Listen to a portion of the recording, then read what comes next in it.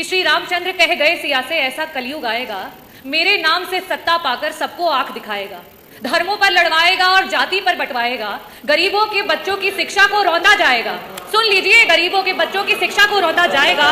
जो शिक्षा को पाएगा, जो शिक्षा को चाहेगा, उसको वो मार भगाएगा। पूरा करने दीजिए।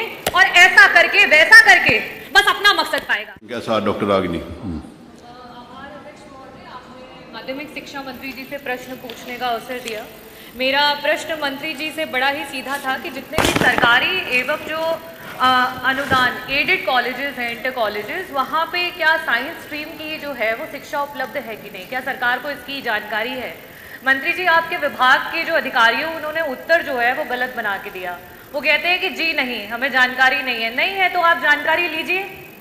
अध्यक्ष जी, यह सरकार रामराज की बात करती है और जब बच्चों की शिक्षा की बात आती है, मैं बच्चों की तरफ से सरकार को 2 लाइनों में ये कहना चाहूंगी कि श्री रामचंद्र कह गए सिया से ऐसा कलयुग आएगा, मेरे नाम से सत्ता पाकर सबको आंख दिखाएगा, धर्मों पर लड़वाएगा और जाति पर बंटवाएगा, गरीबों के बच्चों की शिक्षा को रौंदा जाएगा। सुन लीजिए, गरीबों के बच्चों की शिक्षा को रौंदा जाएगा। जो शिक्षा को पाएगा, जो शिक्षा को चाहेगा, उसको वो मार भगाएगा। पूरा करने दीजिए।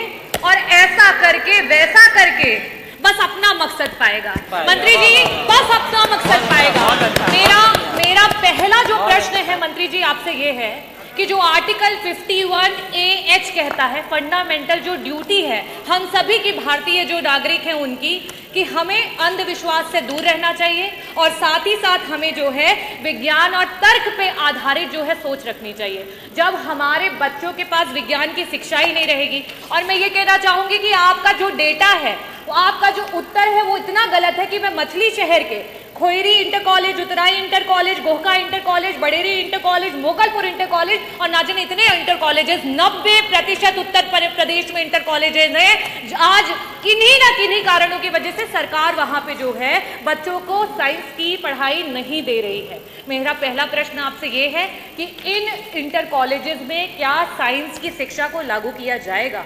1982 से लेकर के जहां 22 लाख बच्चे होते थे जो 11-12 की पढ़ाई करते थे, आज वो 55 लाख हो चुके हैं। लेकिन आपके जो टीचर्स के पद हैं वो सृजन ही नहीं हो पाए हैं।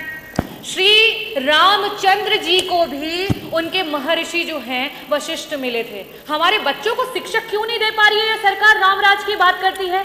मेरा दूसरा बड़ा सटीक प्रश्न आपसे ये रहेगा कि 2017 से लेकर के अभी तक जितने भी हमारे प्रिंसिपल्स रिटायर हुए थे, इंटर कॉलेजेस में एक भी प्रिंसिपल नहीं पहुंच पाए। मंत्री जी, उनको पहुंचाने का काम करेंगी। विभिन्न जो हमारे क्षेत्र हैं उनके जो है टीचर्स नहीं अवेलेबल है, उनको पहुंचाने का काम करेगी। यहाँ तक कि इंटर कॉलेजेस में ग्रुप डी स्टाफ नहीं है, आउटसोर्सिंग पे नहीं है, परमानेंट तो दूर की बात है, क्या उनको वापस से देने का काम करेंगे? मंत्री जी